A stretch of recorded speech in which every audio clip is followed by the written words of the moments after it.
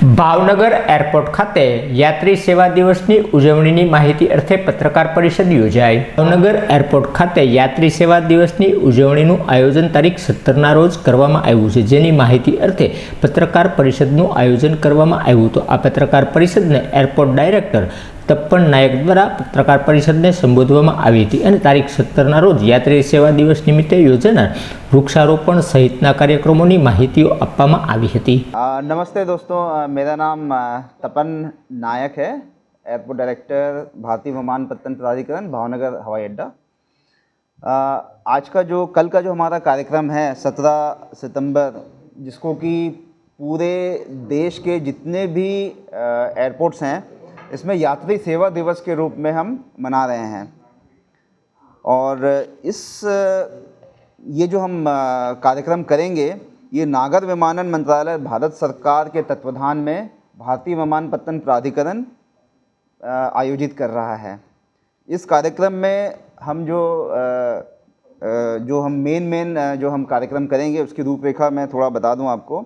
हमारा इस दिन यात्रियों से संपर्क का कार्यक्रम होगा, जिसमें यात्रियों का स्वागत और यात्रियों का फीडबैक लिया जाएगा कि हम एयरपोर्ट पे कैसी हम सेवा दे रहे हैं। इस विषय में हम जानकारी उनसे इकट्ठा करेंगे और हम सेवाओं को कैसे अच्छा कर सकें, ये हम कोशिश करेंगे। साथ साथ हमने एक पेड़ माँ के नाम जो कार्यक्रम है उसके तहत हमने वृक्षारोपण का भी कार्यक्रम रखा है, जिसमें जो वडील हैं, जो हमारे जो सीनियर सिटीज़न हैं, उनको हमने आमंत्रित किया है, जिनके गाइडेंस में हम वृक्षारोपण करेंगे।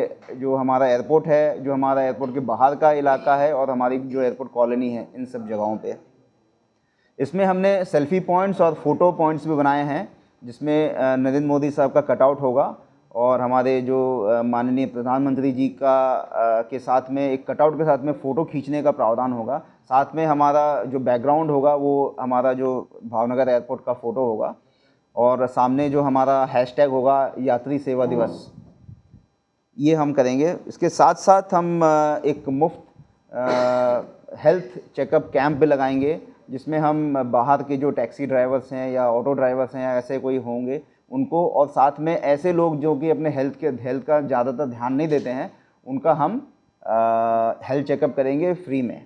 साथ ही साथ हमने ब्लड डोनेशन का भी कैंप रखा है इस अवसर पर, तो वो भी हम कल ब्लड डोनेशन का कैंप करेंगे लगभग 10:30-11 बजे के आसपास। और इन सब के साथ साथ जो है यात्रियों की सुविधा के लिए हमने लाइब्रेरी का एस्टैब्लिशमेंट किया है, तो इसका भी आप चाहो तो एक विज़िट ले सकते हैं। उसमें कम हाइट थी उसकी, तो अभी ये कम हाइट पे कोई जहाज टेक्निकल इश्यू आएगा और इससे टकराया जाएगा तो सर फिर जिम्मेदार कौन होगा सर?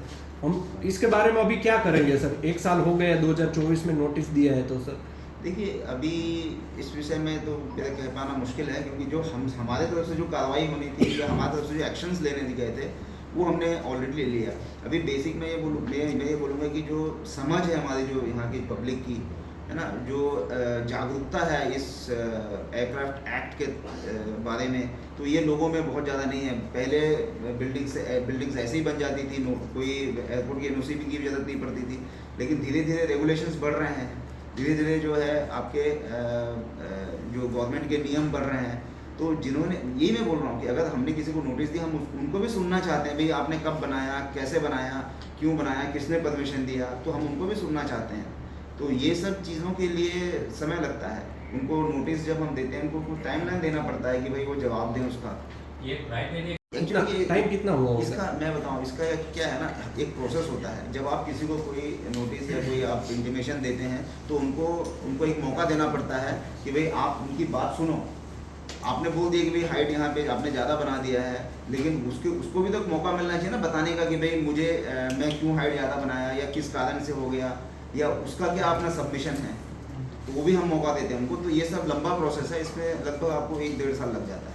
पर सर हमने नोटिस कितने दिनों पहले दिया है यार? 1 साल हो गया होगा। हमने 2024 में भी इशू की थी। ओके, 2024 में हम नोटिस इशू नहीं करते हैं, हम उनसे ये जानकारी लेते हैं कि हमें आपका ये स्ट्रक्चर ऊंचा पाया गया, तो आपका क्या कहना है इसमें, और आपका अगर एयरपोर्ट की एनओसी है तो आप दे दीजिए। तो जो किसी ने भी हमको दिया नहीं। अच्छा। गए थे, तो उसके बारे में कुछ अभी अपडेट है? कुछ देखिए, FIR हम देखिए क्या है ना, फर्जी कागज का ये है कि हम जब एनओसी इशू करते हैं ना, तो उनसे एक अंडरटेकिंग लेते हैं जिसमें हम क्लियरली लिखते हैं कि अगर आपने कोई गलत डाटा दिया था तो एनओसी नल एंड वॉइड हो जाएगा। एक सिंपल सी चीज़ है। तो क्योंकि उसमें टर्म्स एंड कंडीशंस लोग पढ़ते नहीं हैं, आपने सिर्फ देखा कि अब मुझे इतनी हाइट मिल गई, लेकिन उसके नीचे जो लिखा हुआ वो हमने पढ़ा ही नहीं। तो इसलिए जो है वो पढ़ना ज़रूरी है। और इसका मतलब ये है कि अगर आपने गलत डाटा दिया है तो आपकी एनओसी वैलिड नहीं है। एनओसी वैलिड नहीं है तो फर्दर जो कंट्रोल का काम है वो हमारा कॉर्पोरेशन का है, क्योंकि बिल्डिंग यूज़ परमिशन उन्हीं को देना है। जब वो नहीं देंगे तो ऑफकोर्स आप बिल्डिंग यूज़ नहीं कर सकते। इतना बड़ा बिल्डिंग बना रही, लेकिन आप यूज़ कैसे करेंगे उसको? तो नुकसान ही है उनके लिए। सर ऐसी कितनी बिल्डिंग एयरपोर्ट को क्या नुकसानी हो सकती है सर? रनवे छोटा हो जाएगा, ओके, रनवे का लेंथ है छोटा हो जाएगा, या ऐसा भी हो सकता है कि एक तरफ से लैंडिंग हो दूसरी तरफ से ना हो, ये भी हो सकता है। अच्छा सर, दुर्घटना होने की संभावना है? अभी ये दुर्घटना कुछ हो सकती है, ये लोग नहीं हटाएंगे? नहीं, दुर्घटना तो हम तो यही बोल रहे हैं कि हमने जितनी भी बिल्डिंग्स हमने आइडेंटिफाई की है, सबको हमने बोला है कि आप लाइट्स लगाइए, ऑब्स्टेकल लाइट्स, जो कि एक मिटिगेशन मेजर है जिसमें कि आपको पता चलता है पायलट को। और जितनी भी हाइट है ना, हमेशा जहाज उसके काफ़ी ऊपर होता है। ये तो बफर होता है हमारा, खतरा हमेशा रहता है, ऐसा नहीं है। हर चीज़ में प्लस और माइनस होता है।